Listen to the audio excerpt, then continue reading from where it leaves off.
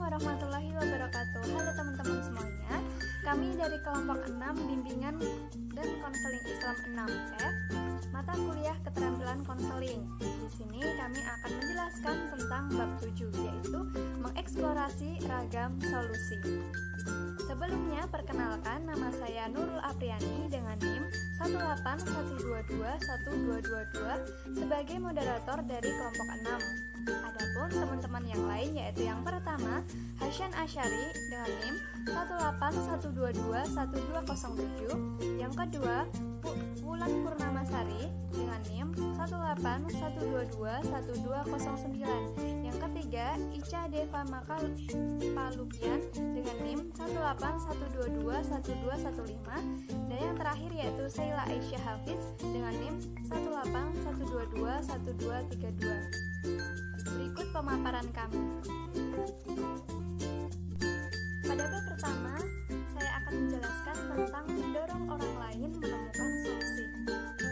Kita memfokuskan diri pada kliennya, bukan solusinya, sehingga kita memfokuskan pada pribadi kliennya, bukan solusi-solusi atau masalah yang sedang dihadapi kliennya. Kita memberikan waktu untuk sesama mempertimbangkan solusi-solusi kliennya sendiri. Jadi sebagai seorang konselor, kita harus memberikan waktu dengan kliennya supaya dia bisa menemukan solusi-solusinya sendiri. Lalu kita sebagai konselor juga harus menjaga perasaan emosional kita. Jangan sampai ikut terbawa keadaan kliennya.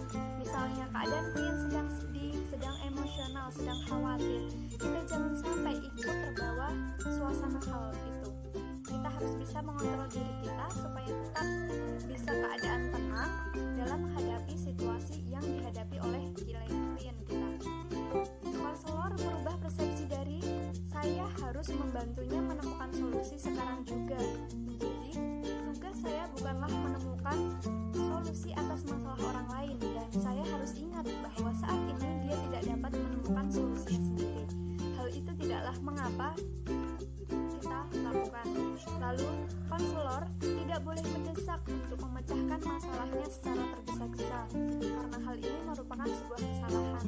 Jadi sebagai seorang konselor, kita tidak boleh tergesa-gesa dalam menemukan solusi dari klien kita, dan kita harus memberikan waktu kepada klien kita supaya dia bisa mencarikan solusi-solusinya sendiri.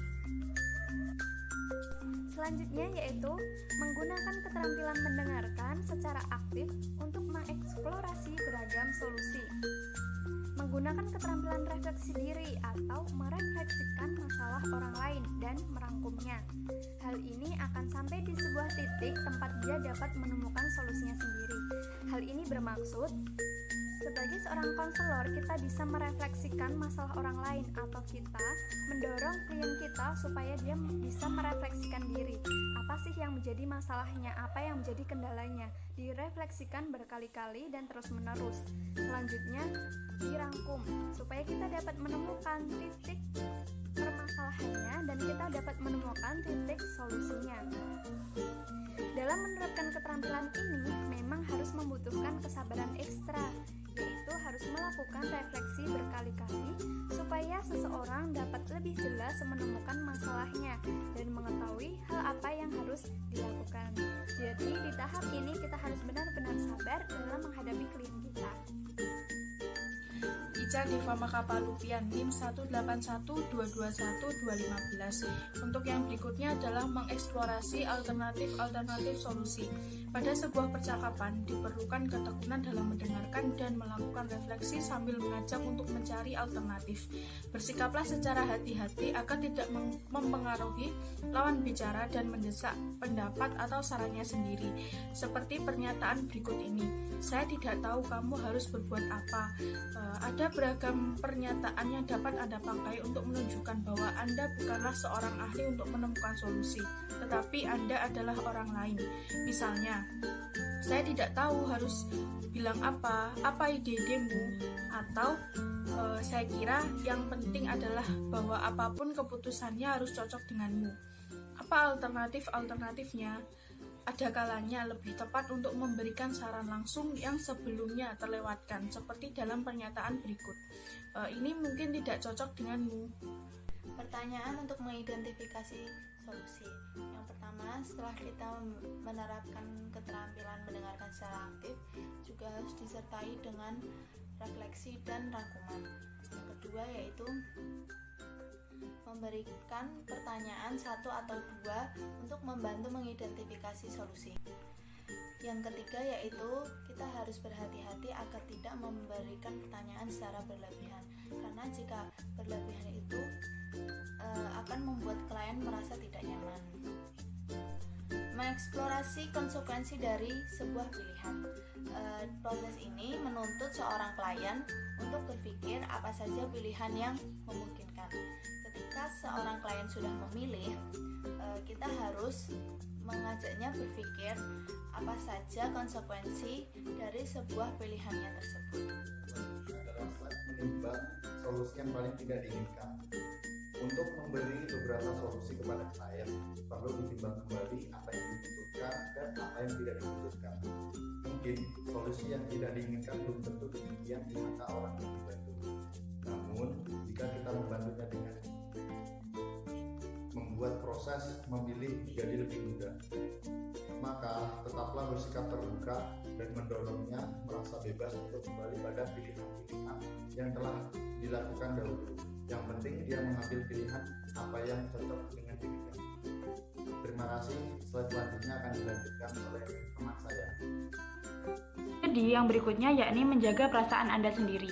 Kadang kita berniat untuk membantu seorang memecahkan permasalahannya, tapi terkadang permasalahan tersebut tidak terselesaikan dengan baik.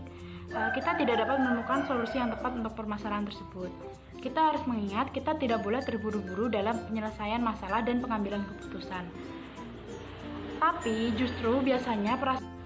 biasanya justru kita sebagai konselor yang merasa tidak enak sendiri. Apabila hal tersebut terjadi, kita harus menjaga perasaan diri kita sendiri dahulu. Kita harus sadar bahwa proses membantu memerlukan tahapan dan proses internal yang dilalui oleh klien sendiri. Baiknya untuk sementara waktu kita menerima apa yang telah terjadi dan tidak apa-apa jika seorang masih dalam keadaan tertekan. Jika kita bisa menerima keadaan itu, kemungkinan besar orang yang kita bantu mungkin dapat menerima posisi tersebut pula, bahwa dia belum menemukan solusi dan belum siap mengambil keputusan. Tekanan dari klien akan hilang dan merasa lebih lega karena kita telah membantunya. Dan selanjutnya adalah keputusan untuk tidak melakukan apapun. Kadang, solusi yang kita temui adalah tidak melakukan apapun. Kita perlu memperhatikan keputusan ini ketika keputusan yang diambil sering berubah seiring bergulirnya waktu. Banyak dari kita ketika mendapatkan masalah merasa cemas. Biasanya kesalahan yang dibuat berikutnya adalah memutuskan sesuatu yang secara terburu-buru. Dan akhirnya keputusan yang diambil tersebut berubah. Maka dari itu, baiknya diperlukan waktu untuk tidak melakukan apapun. Kita yang berlaku sebagai konselor dapat membantu klien dengan membicarakan situasi psikologisnya untuk menguasai keadaan, agar klien lebih merasa tenang dan dapat mengubah keputusan yang benar serta merubah keadaan. Jadi, kita tidak perlu terburu-buru dalam mengambil keputusan, karena biasanya keputusan tersebut diambil secara sepihak dan biasanya besar kemungkinan keputusan tersebut justru diambil justru menambah permasalahan. Maka dari itu, baiknya kita mengambil keputusan untuk tidak melakukan sesuatu dahulu agar situasinya lebih tenang dan ketika kita mengambil keputusan dengan kepala yang dingin. Terima kasih. Kesimpulannya, solusi harus sesuai dengan orang yang mempunyai masalah. Jadi, solusinya itu harus sesuai dengan masalah-masalah yang klien kita hadapi. Konselor harus mampu menghargai keputusan solusi dari klien. Jadi, sebagai seorang konselor, kita tidak boleh memaksakan kehendak kita. Kita tidak boleh memaksakan solusi-solusi kita untuk klien kita. Konselor perlu memberikan waktu kepada klien untuk alternatif solusi lain.